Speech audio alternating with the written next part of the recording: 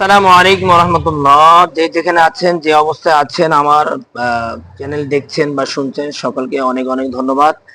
আসলে আমার ফেসবুক পেজের নাম হলো মারুফ স্যার এবং ইউটিউব চ্যানেলের নাম হলো মারুফ স্যার SQM। অনেকে কোশ্চেন করেন, সরাসরি বলেন, অনেক বন্ধু বান্ধব, অনেক ফ্যান ফলোয়াররা বা কেউ মেসেজ করে বলেন যে আমার নামের শেষে কেন মারুফ স্যার হলো।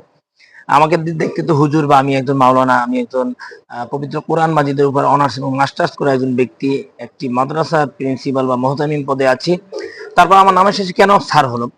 আসলে অনেক প্রতিষ্ঠানে এই স্যারটা কি সম্মান সুযোগ ভাবে কোথাও মাওলানা বলা হয়, কোথাও মুফতি সাহেব বলা হয়, কোথাও হজরত হিসেবে বলা হয়, কোথাও মোহতারাম বলে, কোথাও বড় হুজুর বলে।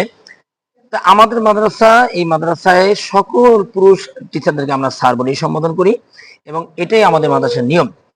আর আমার নামের সাথে মারুফ স্যারের সাথে SQM লাগানো হয়েছে। এটা অনেকে কোশ্চেন করে SQM মানে কি? আসলে এটা যারা সাউতুল কোরআন মাদ্রাসা আছেন তারা তো জানেন SQM মানে SS সাউতুল, কিউতে কোরআন এবং M এ মাদ্রাসা, দ্যাট মিনস সাউতুল কোরআন মাদ্রাসার সংক্ষিপ্ত রূপ হলো SQM। এজন্য আমি সাউতুল কোরআন মাদ্রাসায় আজকে 9 বছর যাবত প্রিন্সিপালের দায়িত্বে আছি। এই মাদ্রাসা আমার রক্তে মাংসের সাথে মিশে গেছে, অনেক ভালোবাসা ভালো লাগা কাজ করে, যেজন্য আমি আমার ফেসবুক পেজ সেখানে মারুফ স্যারের সাথে SQM লাগিয়ে দেব এবং আমার অলরেডি ইউটিউব চ্যানেলে মারুফ স্যারের সাথে SQM লাগিয়ে দিয়েছি।